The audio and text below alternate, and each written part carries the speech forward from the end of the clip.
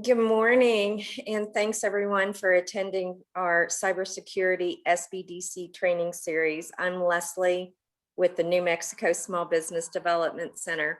I'm here with Anna Lena. If you have any questions, we please ask you to type them into the Q&A. So I have Chad Cooper. We're wrapping up course 3 of our 3-course series. This is going to be class 2. This is organizational management, documentation development. He always laughs because I do call him a cybersecurity guru, which he is, but he's also an expert and gives us great information. Thank you. Thank you, Leslie. And yeah, I do laugh. I think it's funny. But I appreciate everyone for being here. And as we wrap up the 6 courses, and again, this is, we've broken out all 6 into 3 groups.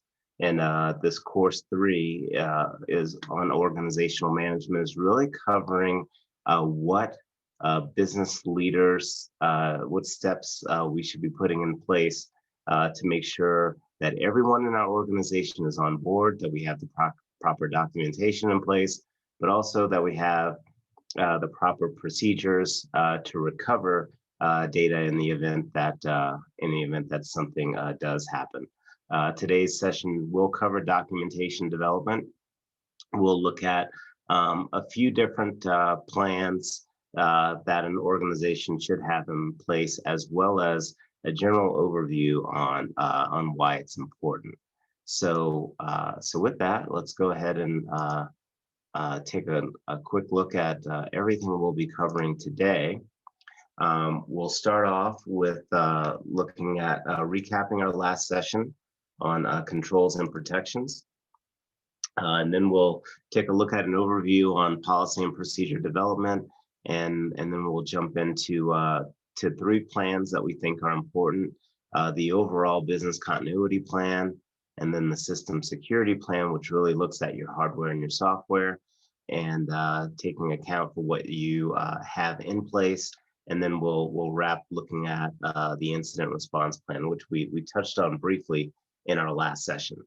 And then we will wrap up today's session summarizing the entire series, looking at the overall last 3 weeks, and just wrapping with a quick review on what we covered.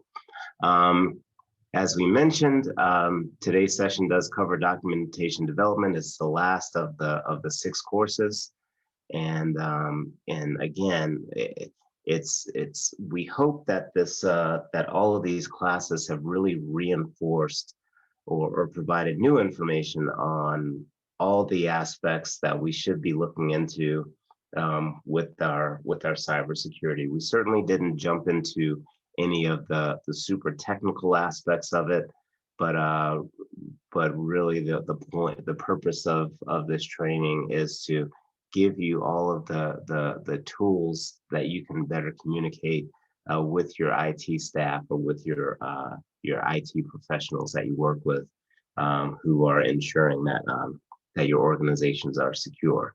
And to recap everything that we've done, and the reason why we that we want to have documentation development and plans and procedures in place is to, first and foremost, to make sure that our employees are educated and informed and are on board with what it is that we're trying to do.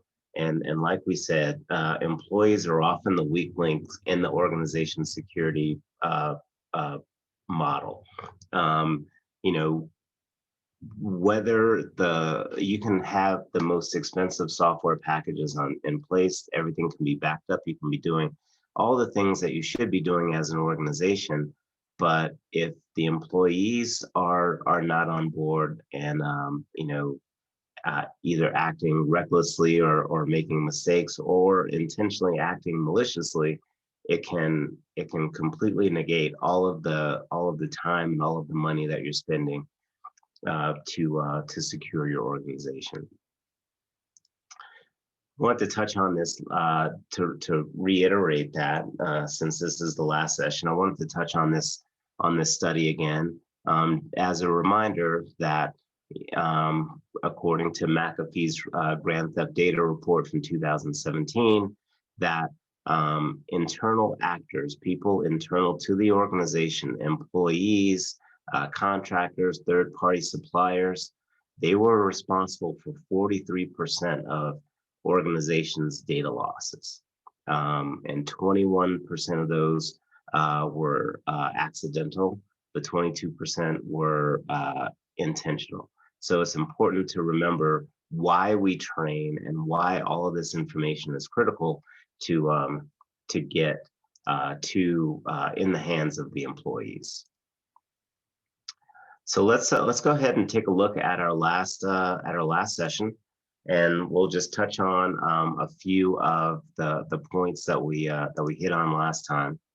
With the big one being the process. You know, what is it that we should be doing, and the big cycle that we created for you was to plan, protect, and preserve. So with the plan, remember the planning function helps to increase your organization's understanding of what all your resources are, what your risks are, and it also controls who, what, when, and where, and how data is accessed. This planning function is really what we'll be covering today in our documents and procedures session.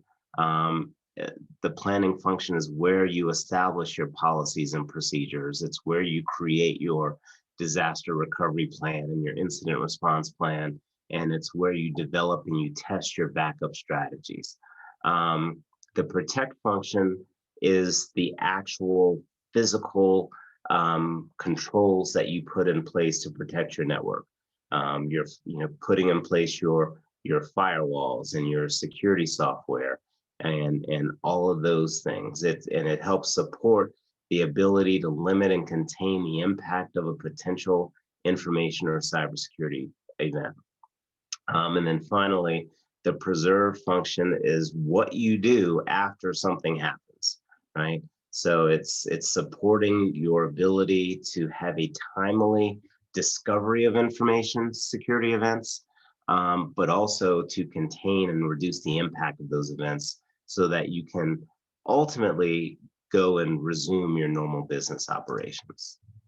So as we recap the last session, some big ideas to consider. Always assume your target. We want to make sure our security software is not only installed, but that it's updated. Make sure that if the patching or the update reminders come in, that you execute them if they're not already automated. You want to make available the necessary training for your employees. You want to test your backups. You want to not only implement them and use them, but also test them. Make sure that your backups are tested on a machine that you don't normally use. You want to make sure that your network and your hardware are physically protected, and that you have encryption tools installed, and all of those pieces, making sure that you have all those pieces in place. And then finally, you want to make sure that all of your connections are secure. And again, going back and testing those connections to ensure that they're secure. Get away from using default passwords. That seems like an obvious one, but like we were talking about earlier, you not only want to get rid of the default passwords, but make sure that you have challenging passwords in place. And make sure that your firewalls are secure. Make sure that if you're running software, that you're using newer models. The older installations may not be as secure as current versions. So whether that's making sure that either the tools are updated or that you're using the current versions of your software packages. And then finally, again, we want to make sure that everything, your antivirus, your security software, everything is fully running, it's fully working, and that it's updated. So let's go ahead and take a look at policy and procedure development and dive right into these documents. So what does a cybersecurity policy do? One effective way to educate your employees on the importance of security is to have a cybersecurity policy that explains each person's responsibilities for protecting IT systems and data. The policy will set the standards of behavior for activities such as encryption of email attachments and restrictions on the use of social media, and so forth. So at a minimum, each organization should have some sort of policy in place so that the organization not only protects itself, but also the employees know what those parameters are, what they can do and what they can't do, what they should do and what they shouldn't do. And we say it all the time when we talk about training and why we train, and that no training program is 100% effective. And if your network hasn't been threatened yet, it will be at some point. If it has, then you know what the chaos that can follow a cyber attack looks like, whether a threat is virtual, like through security breaches, or whether it's power outages and natural disasters. Losing data can be crippling to an organization. So having a plan in place, a disaster recovery plan, an incident response plan, all of these plans that we'll discuss today will be critical to help you mitigate your risk and help you also prepare for a range of events that might occur.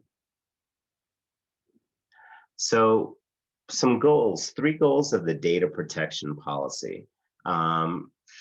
First, they're going to provide the groundwork that your organization, from which your organization can achieve compliance, depending on your industry, depending on your regulatory or your legal requirements. The second goal is to make the policy understandable to your staff. Remember that most employees who handle personal data aren't data experts. They will not have pored over the technicalities to understand why these rules are in place. So it's important that these things are written in layman's terms. Data protection policy is the ideal place to address these issues, and explaining them in simple terms will go a long way to helping staff understand what their obligations are. And then finally, these policies will prove that your organization is committed to preventing data protection breaches. Being able to demonstrate compliance is essential when it comes to regulatory investigations or customer complaints that the organization may have misused their data. A policy will be the first piece of evidence that a regulator looks for to see whether the organization took data protection seriously. The data protection policies also help you document, they help increase efficiency, and you want the policy to be repeatable and reliable.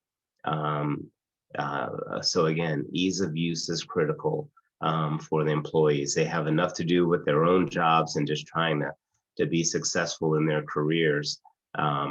So making this part as easy as possible is key. For organizations that are in regulated industries, a security policy might only be a few pages and cover some basic safety practices.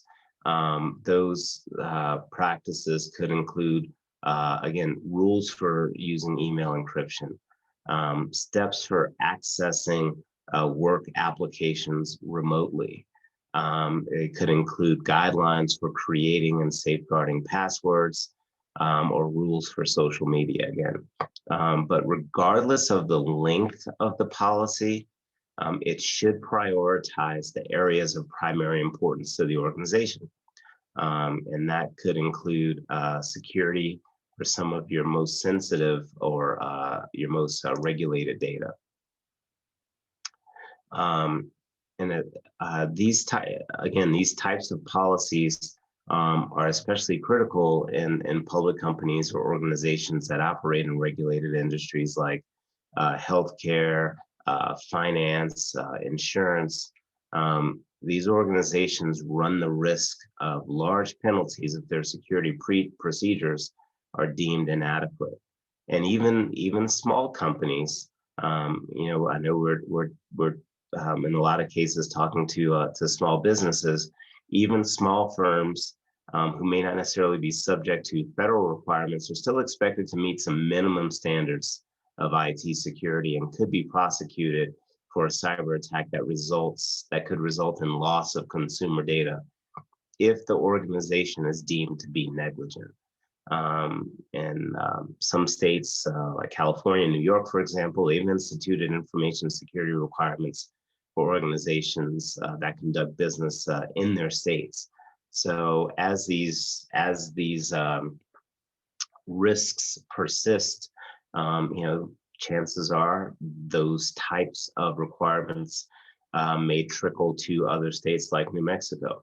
Cybersecurity policies are also critical to the public image and the credibility of your organization as well. We go back to the Target example from a couple of weeks ago. Whether or not they had a plan in place, having an incident certainly impacted their reputation and their credibility. So all of these pieces are important reasons why we want to have policies and procedures in place. And the first big one that we want to cover is the business continuity plan.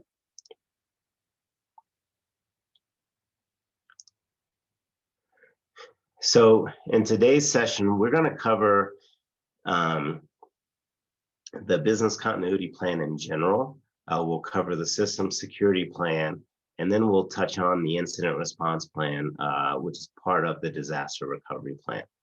But our first big one will be our business continuity plan. And when businesses are disrupted, it can cost money. Lost revenues plus extra expenses result in reduced profits. So having a business continuity plan to keep your business running is absolutely essential. Let's see here. So when we talk about business continuity planning, that is the simple process of ensuring that your critical business functions are prepared to react to and recover from a business disruption with minimal impact to your business, right? And that's what we're aiming for. That's what we're aiming for in that preserve function, right? We create the plan in the planning function, and then we execute it in the preserve function. So what we want to do next is take a look at another little fun video that has us look at some ideas around different aspects of a business continuity plan and really what it's designed to do. We'll see if this thing actually loads for us. There we go.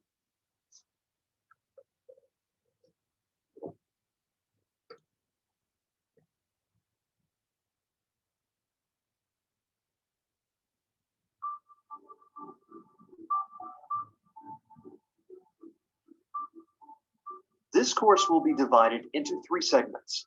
Part 1 will define what business continuity planning is. Part 2 will examine why it's important. And Part 3 will provide an overview on the business continuity planning process. At the end of this course, you will be able to understand what business continuity planning is and why it's important. Understand the business continuity planning process.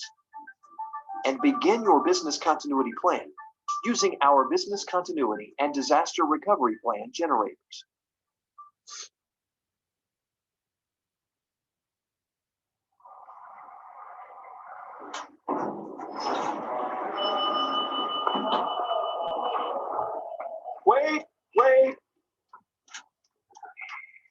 Thanks. Running late? Yeah, traffic was rough this morning. Crisis averted. No crisis, still traffic. But what if there had been a lot of traffic? Everyone needs a backup plan. Just like every company needs a business continuity plan. What just happened? Could be a blackout. Completely unpredictable. Where did you get that? It's important to start your business continuity planning early. How long can you operate without core systems and processes? What if your entire network went down? No communications means no sales and lost customers. This thing working. Finally. Recovery's good, but 75% of companies without continuity plans fail within 3 years. Who's in charge during a disaster? Like a fire?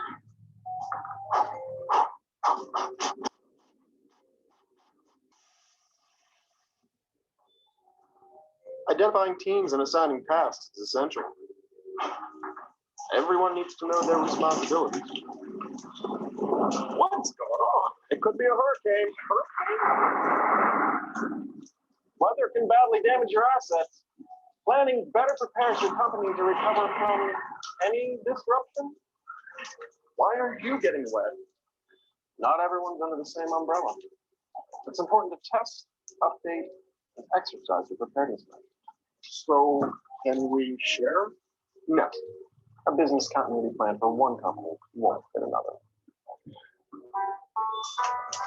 That's why it's important for everyone to develop their own plans.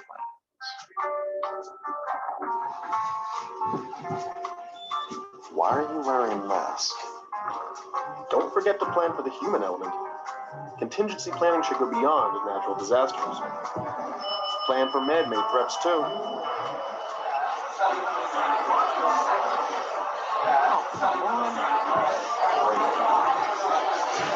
Hey, let me out.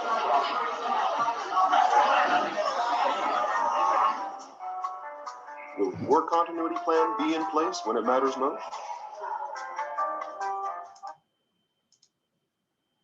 So I think what's also critical about that video is that it's not just covering cybersecurity. It's covering a range of potential threats or a range of potential events that could happen.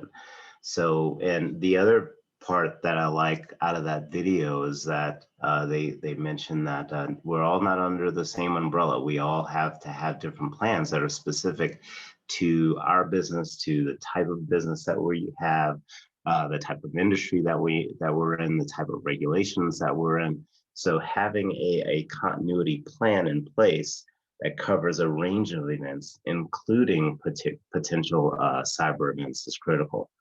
So when we develop the business continuity plan, it will include 4 steps. The first is to conduct the business impact analysis, and that's designed to identify your time-sensitive and critical business functions and processes and resources that support them.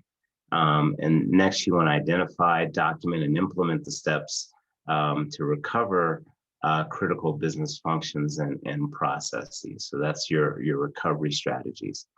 Then you want to organize a business continuity team and compile the business continuity plan to manage any type of business disruption.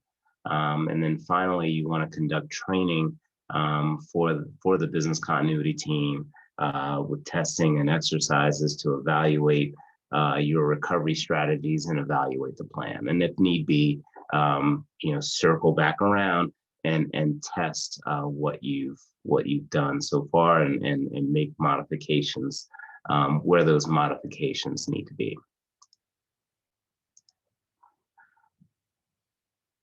The next plan that we'll cover will be our system security plan. And the system security plan is really designed to be that defined plan of action to secure a machine, a computer, or your entire information system. It provides a systematic approach to protect from unauthorized users, guard against malware, and protect against incidents that can jeopardize your security system. So when we look at the system security plan, what are the components? What is included in the plan? First is the list of authorized personnel or users that can access the system. Next is that level of access, your tiered access. What is each user allowed and not allowed to do on the system? Next, you'll include your access control methods, and that's how users will access the system. Do they access the system with a user ID and a password? Do they access the system with a digital card, or do you use biometrics like a retinal scan or fingerprints? Then you want to assess the strengths and weaknesses of the system and how those weaknesses are handled. And then the plan may also include your system backup and restoration procedures. So when we look at the main components or the main headings of the system security plan, first is going to be your general description, your system environment, your requirements, and then your record of changes. And the record of changes is nice because it's just a running list of updates that you've made to your system. If you've added a new computer, you can record, the date that computer was added to your network. If you've updated software, you can enter the new version of the software. So you always have a running record of updates and improvements that you've made to your system. But these are going to be the major sections of your system security plan. So when we look at the first section, the general system description, your main sections or subsections inside of your general system information will be the system name, the title of your system, that could just be your organization's name, the system owner, so who is the responsible person for that system, the general description and that system's purpose. Then next will be your system environment. And there you'll have a general system description, the number of end users, so how many employees, how many different people are using that system. And you could, since this is your plan, you can make this plan as detailed as you want. So if you want to, in addition to listing the number of end users, if you want to name who those people are and keep that list currently updated, that is perfectly within your rights and abilities to do that. And then you have the number of privileged users, and then a full inventory of all of your hardware and software. So that inventory could include a listing of each machine or device. It could be include the model number, the serial number for each machine, the type of machine, the name, the description, etc. So, and the same for the software. And then the system security plan will also list out a range of requirements. So if you're also doing business with the Department of Defense, for example, these are the main headings that would that they're going to be looking at. So again, we talked about access control and awareness and training. And in this list, you don't necessarily have to write a paragraph on what you're doing or who is doing what for each one of these. But what you want to do is just identify if you have a plan in place for each one of these. So that's where you would either write yes, no, or it's not applicable. So, do you have an access control plan? Yes, no, or we're working on it. Do we have an awareness and training program in place? Yes, no, etc. Do we have a personnel security plan? Do we have a physical protection plan? So this section inside of your system security plan is really designed for you to list out all of the different requirements and whether or not you have a plan in place or whether or not that plan is pending. And then finally, on the record of changes, like I mentioned, that's the place at the end of your document where you will can keep a running list of all of your hardware and software updates as your organization grows and as things change.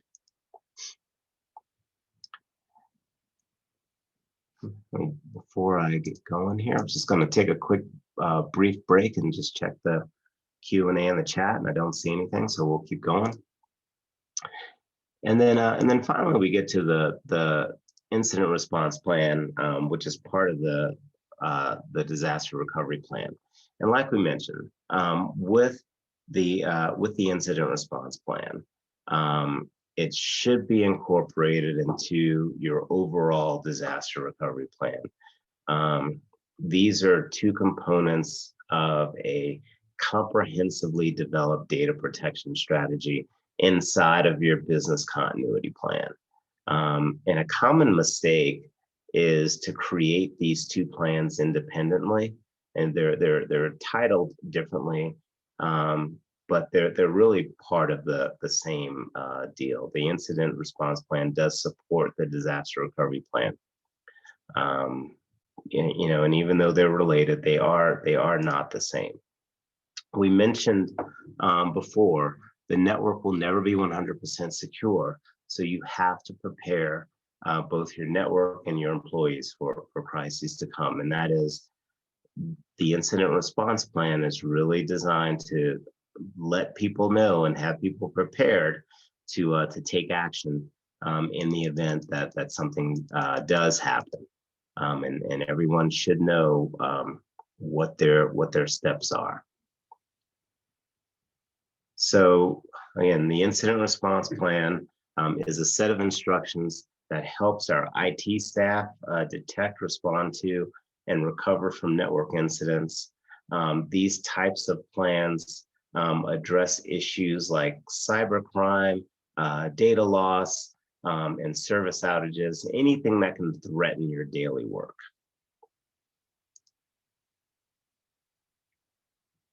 And a sufficient incident response plan will offer a course of action for all significant incidents. Some incidents can lead to a massive network or data breach and can impact your organization for days or even months. When significant disruptions occur, your organization needs a thorough, detailed plan to help IT staff stop, contain, and control the incident quickly. You know, for physical disruptors like natural disasters and flooding, that's where the disaster recovery plan comes in place. So let's take a look at what those differences are between the disaster recovery plan and the incident response plan. The key difference between the incident response and the disaster recovery plan is the types of events that they address. The incident response plan refers to the scope of actions to be taken during an incident. It defines the incident response team's roles and responsibilities to ensure smooth running of that incident response process. Whereas the disaster recovery plan focuses on bringing your production environment back to an operational state after an incident occurs and successfully recovering from any caused damage, right? So again, the incident response process, the steps that we take, the action steps that we take, help support the disaster recovery plan and getting our organization back on its feet and back up and running smoothly.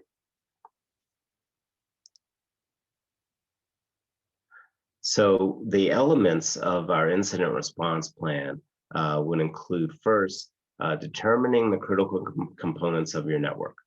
identifying, addressing those single points of failure. Where are those points of failure?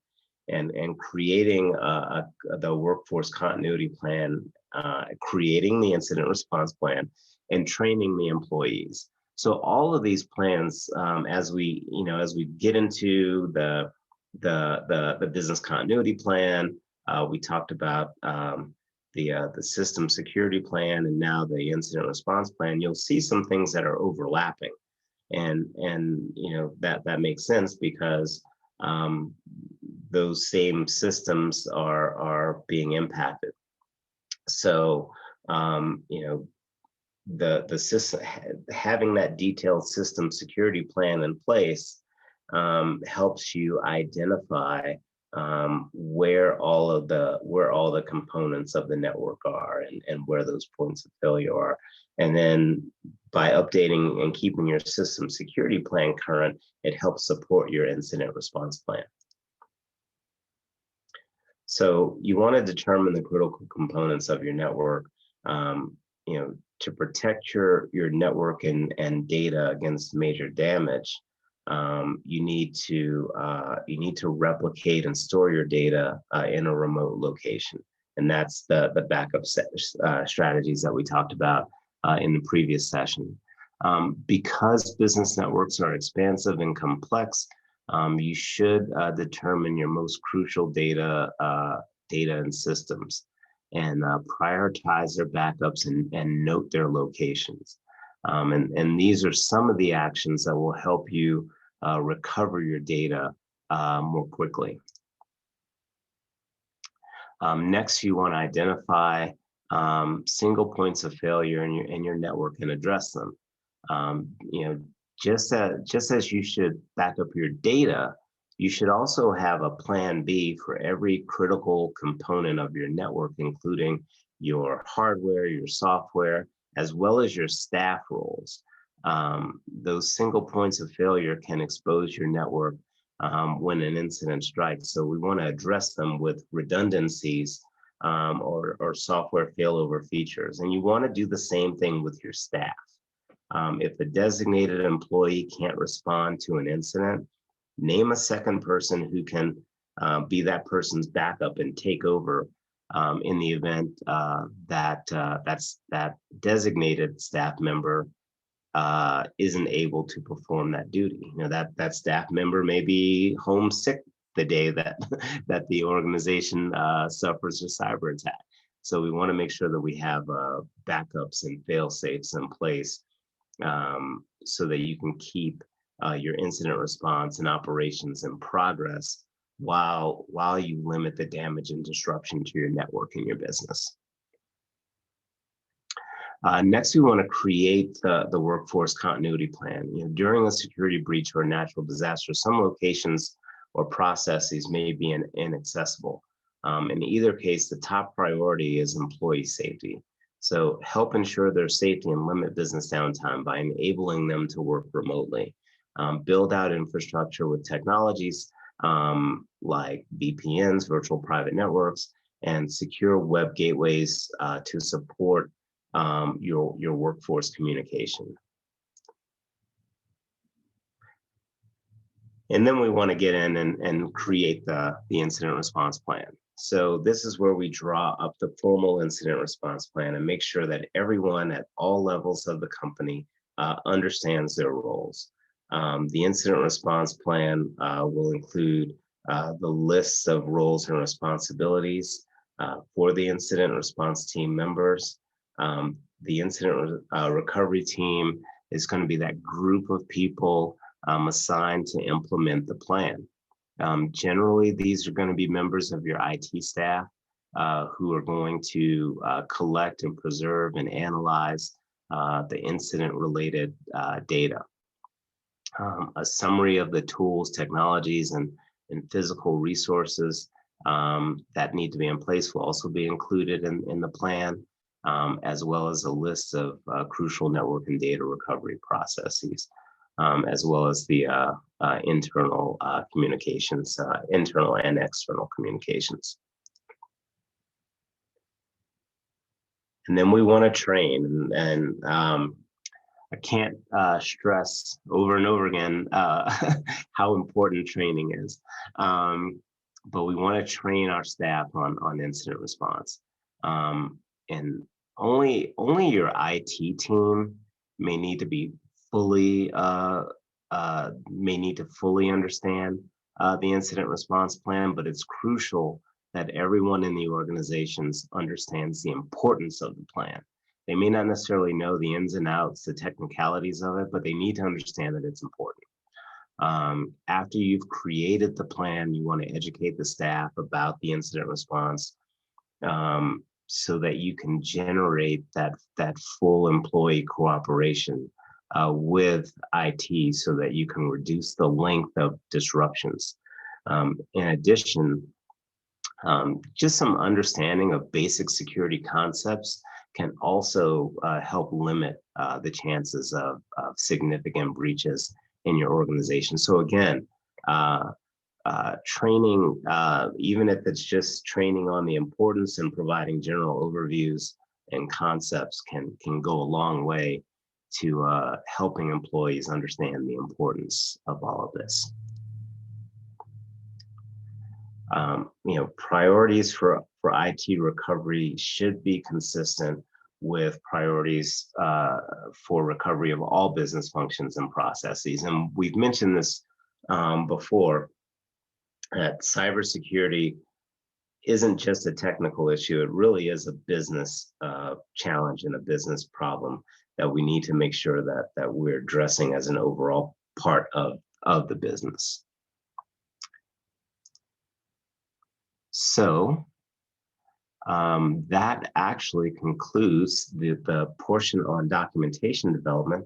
So what we'd like to do now is let's go ahead and recap everything that we've covered over the last 3 weeks.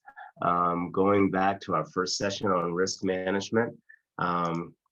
If you recall from the first session, the risk management session, we covered key terms. We talked a lot about the human element, and the human element was prevalent throughout all 6 courses.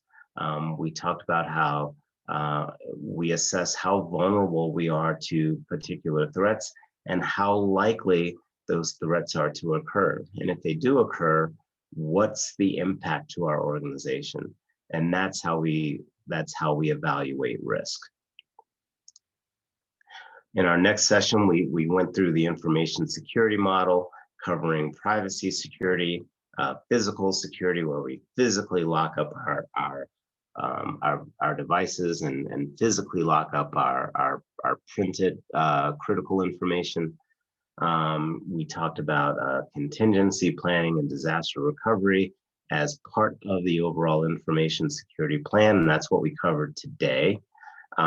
We talked about operational and personnel security as well. Personnel security being making sure that we're doing proper background checks and also making sure that we limit and we revoke the access of an employee once they've left our organization. Then we got into the human element of cybersecurity, the 2 sessions on user behavior and backup strategies, where we talked in the user behavior session, we talked about social engineering, bad actors trying to manipulate us into clicking on malicious links potentially, or malicious attachments.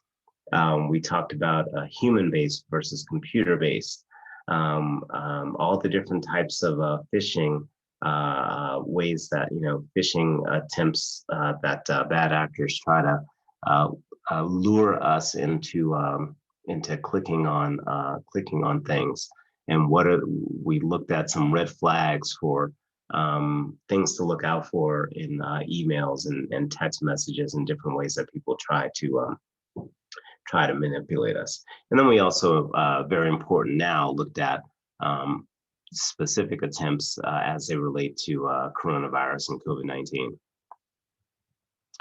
We went through the backup strategy model, the 3-2-1 model, keeping 3 copies using 2 different media types and keeping at least one copy offsite.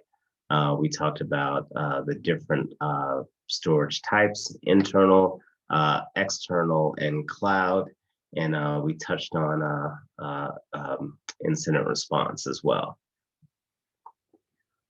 And then earlier this week in series 3, when we got into the session on organizational management, we talked about controls and protections, and we reviewed that session early at the beginning of this class, the plan, protect, preserve model, and then today's session on documentation development. And to summarize today's session, again, documentation development sets your organization's guiding principles. It really shows what your organization's priorities are as they relate to data protection, not only cybersecurity, but data protection. How are you securing your organization's data, your employees' data, your customers' data? And what is your plan? What plan do you have in place to make sure that not only are you taking security seriously, but also that you're identifying the roles and responsibilities of all the people in the organization in the event that an incident does occur.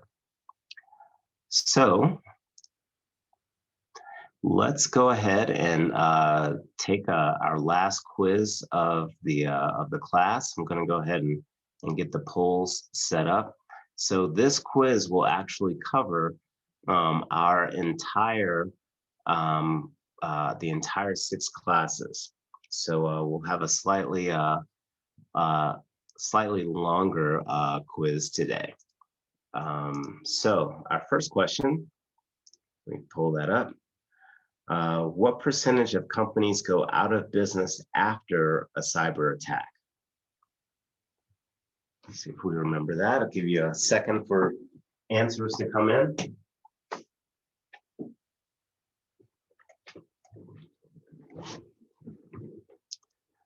Okay.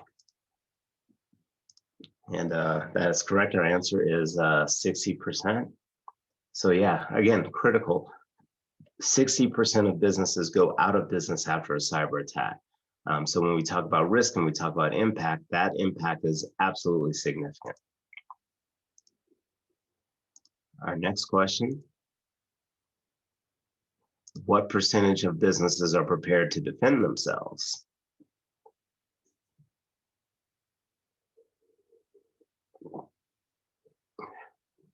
So we've got an answer in there. The answer is actually 14%. So 14% of our businesses are actually prepared to defend themselves. Again, a significant threat to our businesses, especially our small businesses. So our next question, what part of the information security focuses on background checks for new employees and protecting information when employees are terminated?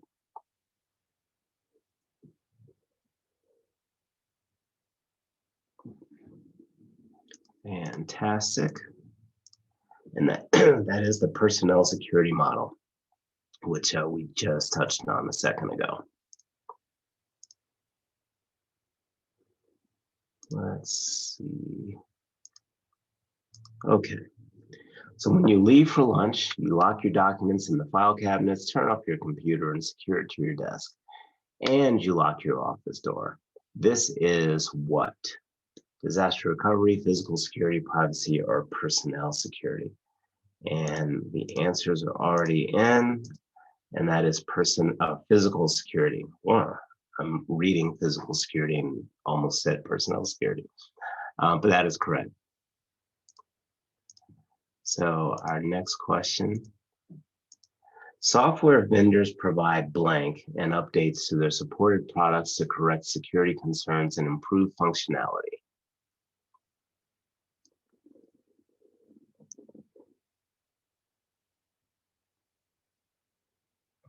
And we've got an answer in. And our answer is actually patches. For the person who said downloads, you're not technically wrong. Patches do come in the form of downloads most times, so you're not technically wrong. But patches is what we're looking for. And again, whenever you see updates, either on your mobile devices or on your computers, telling you that you need to update your system or that there's a security update, it's important to do that because chances are that update is coming out because a new threat has emerged and your device may be at risk. Next question. The group of people assigned to implement the incident response plan. Generally, these are members of the IT staff who collect, preserve, and analyze incident-related data. That is going to be, who will that be? And since we're in Albuquerque, of course, we are probably innate Dodger fans, but our answer is incident recovery team. And I'll go to the next question. This part of the system security plan provided detailed information on the system description, number of end users, number of privileged users, hardware and software inventory.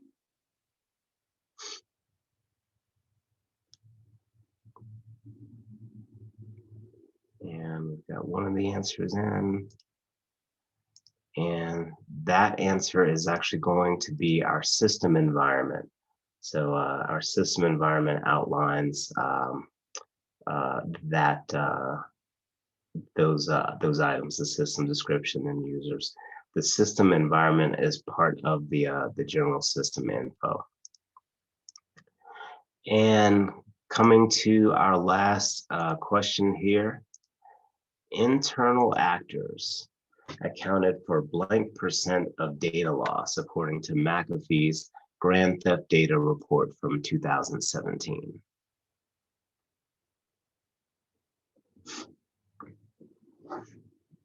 We've got answers coming in, and our answer here is 43%.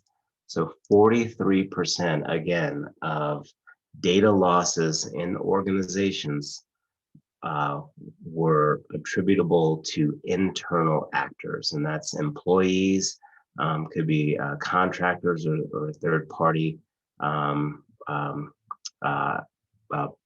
participants as well. So it's important to understand why training is as important as it is. So with that, again, we want to thank everyone for attending all of the training sessions. I really appreciate it, and we want to thank our partners at SBDC for the training as well. And as a wrap up, again, remember to think before you click. And also remember that cyber incidents are not just technical problems. They are business problems as well.